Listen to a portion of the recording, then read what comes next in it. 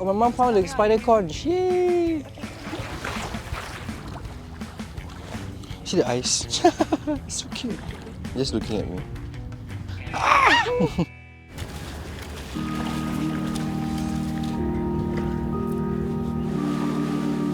My name is Firdaus.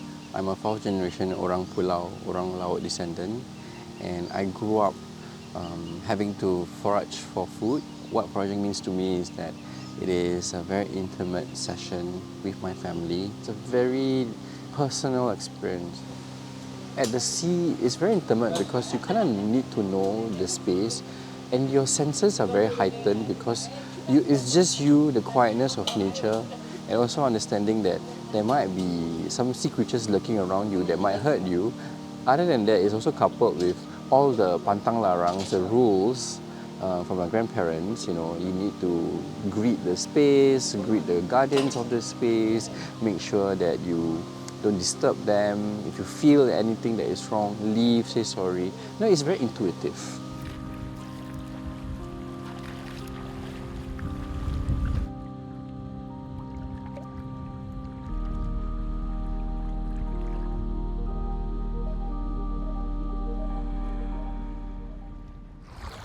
Is this edible? No, right? It's too small. Yeah, this is just a shell. There's a way to forage. If it's too small, release it. Yeah, we only take the larger one so we can consume it. Yeah, so, and must take only just enough for yourself lah.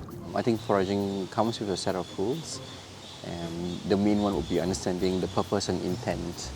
Whether you're doing it for food, you're doing it for medicine. I think we wouldn't say foraging is for everybody, but we would say it's also to recognize that this is also part of a culture. Rule of thumb is if you don't need it, don't do it lah. Huh? Gonggong. My mother expert in finding gonggong. This is a gonggong jantan. It's a male gonggong. Kila. Nah. Pegang aku main basket. This is siput kila. Wow! So big! Usually around here you can get the male gonggong. Then we also have the siput kila we found earlier, the spider conch, the siput ranga. So that's actually nice to eat. And sea cucumbers as well, you know.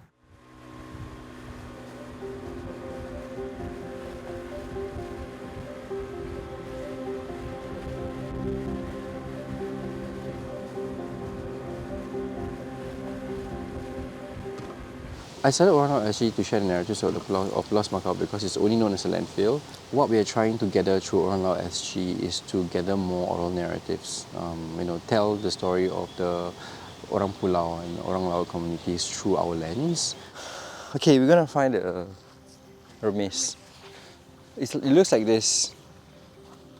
Since then, it has grown to become an advocacy space that we talk about our culture and preserving some of our heritage techniques. Wow, you see 10 minutes.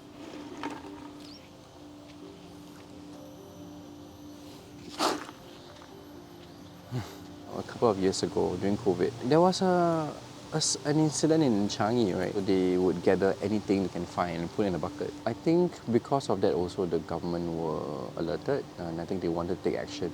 Rightly so, right? I think they're calling for a ban on foraging. So I think we need to understand when we push for a blanket ban, it's also affecting communities who have always relied on foraging as a way of life. I think that's where I can come in to look into whether we have a say in this. I think in essence, if you look into the wider community who are actively going around at sea, right, there's this underlying fear because they are all driving boats, right, and some areas are gazetted off. So they're always very mindful of that. What we hope to do is to share some of their concerns, with the authorities or just to bridge the gap. But for us, importantly, is conserving these spaces, conserving what they do and the people that who are still actively going on at sea, whether they have access to it and whether we, in the future, descendants, right, could have access to it as well. That's a bigger one.